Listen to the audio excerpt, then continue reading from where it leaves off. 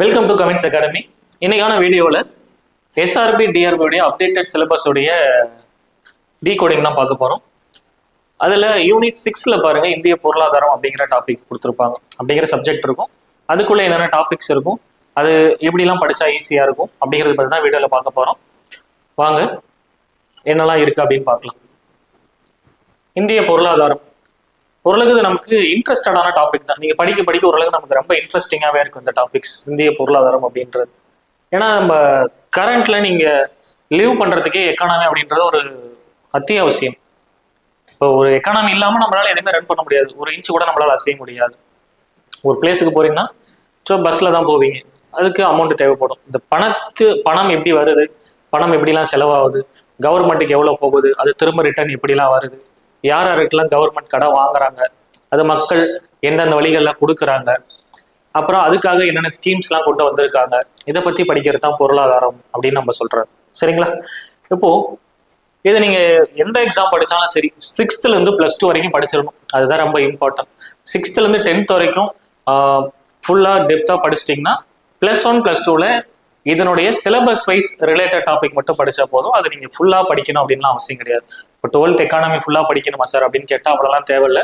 Syllabus ஓரியன்டாக என்ன இருக்கும், நீங்கள் அதை மட்டும் படித்தா போதுமானது. சரியா?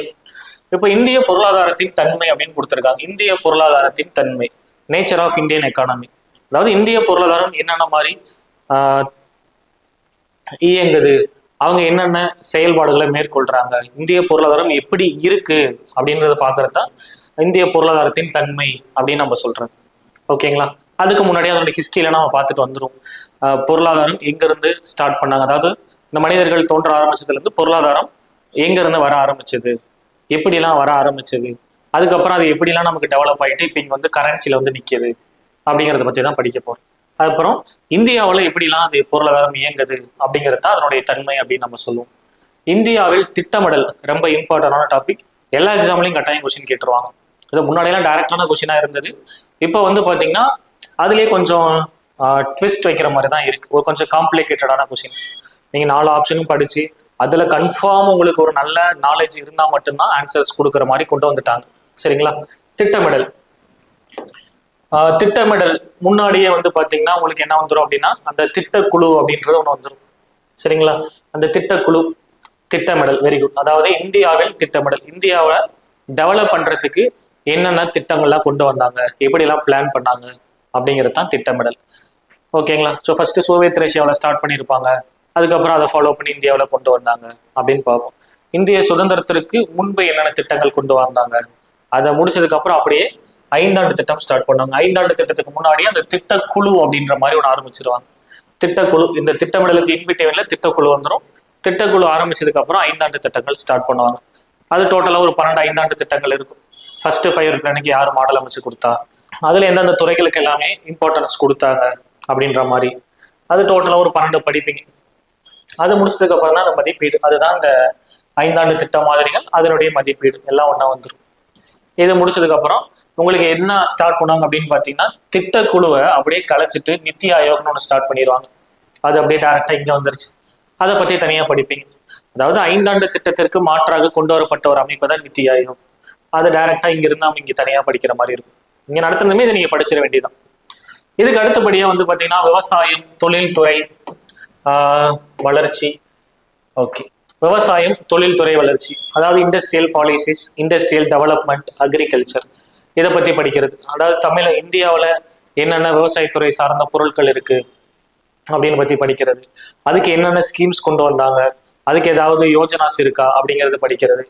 இண்டஸ்ட்ரியல் டெவலப்மெண்ட், இந்தியாவில் இது வரைக்கும் எத்தனை இண்டஸ்ட்ரியல் பாலிசி கொண்டு வந்தாங்க, அது என்னென்ன மெயினான இண்டஸ்ட்ரீஸ் கொண்டு வந்திருக்காங்க, யாரு கொண்டு வந்தாங்க, எந்த டைம் பீரியட்ல கொண்டு வந்தாங்க அப்படின்னு படிக்கிறது தான் இந்த இண்டஸ்ட்ரியல் பாலிசிஸ். அடுத்தது தேசிய வருமானம், national income. National income, national income அப்படின்னா நம்ம மக்கள் எல்லாம் சம்பாதிச்சு கொடுக்கறது தான் தேசிய வருமானம். மக்கள் எல்லாம் சம்பாதிக்கிறது தான் தேசிய வருமானம். மக்களுடைய வருமானம்னா நாட்டினுடைய வருமானம். இதெல்லாம் சேர்ந்து தான் சொல்றது. சரிங்களா? தேசிய வருமானத்தில் சேவை துறைகளின் எழுச்சி.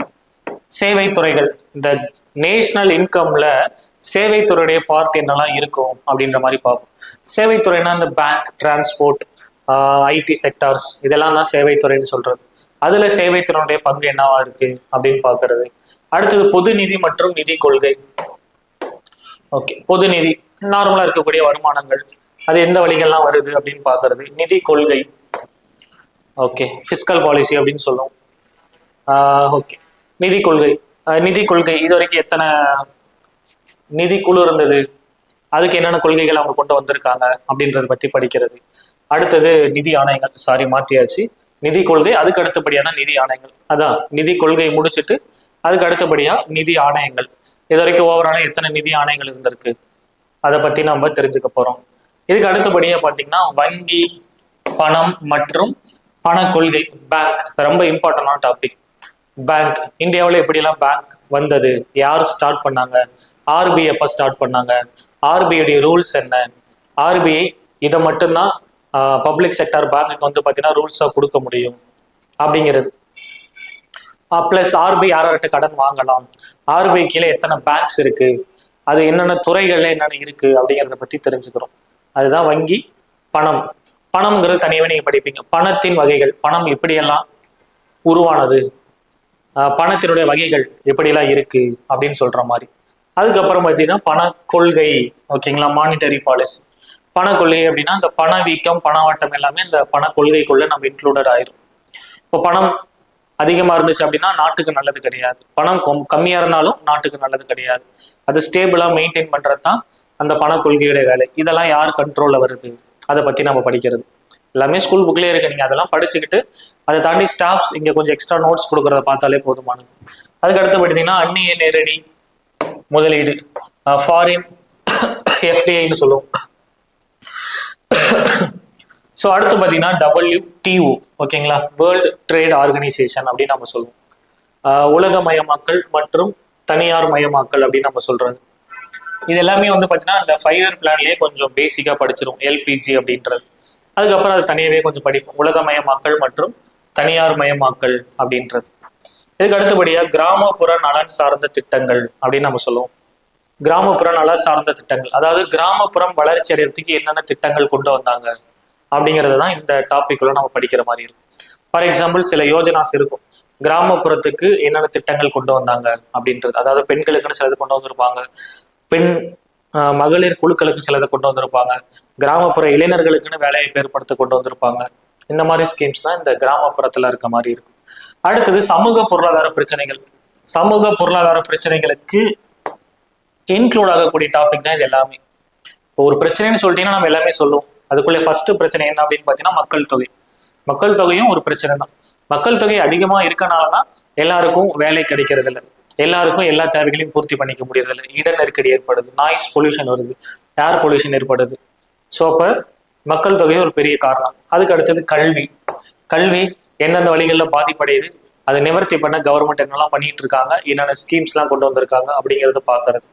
பிளஸ் அது கல்விக்காக என்னென்ன திட்டங்கள் சென்ட்ரல் கவர்மெண்ட் கொண்டு வந்திருக்காங்க, ஸ்டேட் கவர்மெண்ட் என்னெல்லாம் கொண்டு வந்திருக்காங்க அப்படின்னு பார்க்கணும்.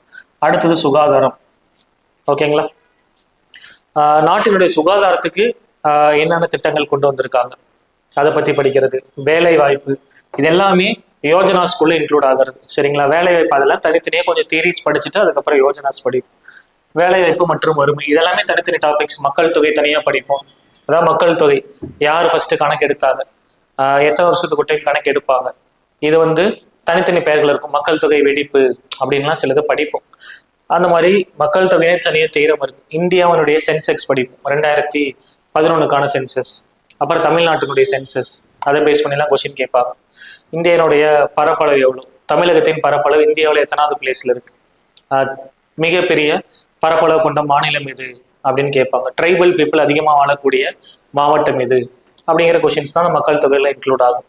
அதை பேஸ் பண்ணி தான் வேலைவாய்ப்பு, வறுமை, வறுமை பற்றி தனியாக படிப்போம், சரிங்களா. முழு வறுமை, ஒப்பீட்டு வறுமைன்னு தனித்தனியாக சில டாபிக்ஸ் இருக்கும். யாரெல்லாம் வறுமையில் இருக்குன்னு நம்ம சொல்ல முடியும், அவங்களுக்கு என்னென்ன ஸ்கீம்ஸ் வந்து கவர்மெண்ட் கொண்டு வந்தாங்க, இந்த வறுமையை பற்றி ஆராய்வதற்கு அமைக்கப்பட்ட கமிட்டியின் பெயர் என்ன அப்படின்லாம் சில கொஸ்டின் இருக்கும். அடுத்து நிலையான பொருளாதார வளர்ச்சி. ஸோ பொருளாதாரம் வளர்ச்சி அடையறதுக்கு என்னென்ன வழிகளை பின்பற்றணும் அப்படிங்கிறத பற்றி படிக்கிறது. அதுக்கு அடுத்தபடியாக பார்த்தீங்கன்னா தமிழ்நாட்டின் பொருளாதார வளர்ச்சி, ஓகேங்களா. தமிழ்நாட்டில் இருக்கக்கூடிய பொருளாதார வளர்ச்சி, தமிழ்நாட்டில் பொருளாதாரத்துக்குன்னு சில இன்வெஸ்ட்மெண்ட், சில இண்டஸ்ட்ரீஸ்லாம் உருவாக்கி இருப்பாங்க, அது என்ன அப்படின்ற மாதிரி நம்ம படிப்போம், சரிங்களா. தமிழ்நாடு அட்மினிஸ்ட்ரேஷன் இருந்துச்சுல, அது அப்படியே இந்த இடத்துல நம்ம எக்ஸ்ட்ரா படிக்கிற மாதிரி இருக்கும். அதுக்கு அடுத்தபடியாக ஆற்றல், பல்வேறு ஆதாரங்கள் மற்றும் வளர்ச்சி. சேம் அதர் சோர்சஸ்ல என்னென்ன பெனிஃபிட்ஸ்லாம் நமக்கு கிடைக்கிது, அதனால கிடைக்கக்கூடிய வளர்ச்சி என்ன அப்படிங்கிறத பற்றி படிக்கிறது தான் இந்த டாபிக்ஸ் எல்லாமே. எல்லாமே ஸ்கூல் புக் மட்டும் டெப்த்தாக படித்தா போதுமானது. பெரும்பாலான கொஷின்ஸ் நீங்கள் அட்டன் பண்ணிடலாம். அது மேலே இங்கே ஸ்டாஃப்ஸ் டெஃபினட்டாக எக்ஸ்ட்ரா பாயிண்ட்ஸ் வெளியிலேருந்து படிச்சுட்டு வந்து சொல்லுவாங்க. அதை நீங்கள் ஃபோக்கஸ் பண்ணாலே போதுமானது.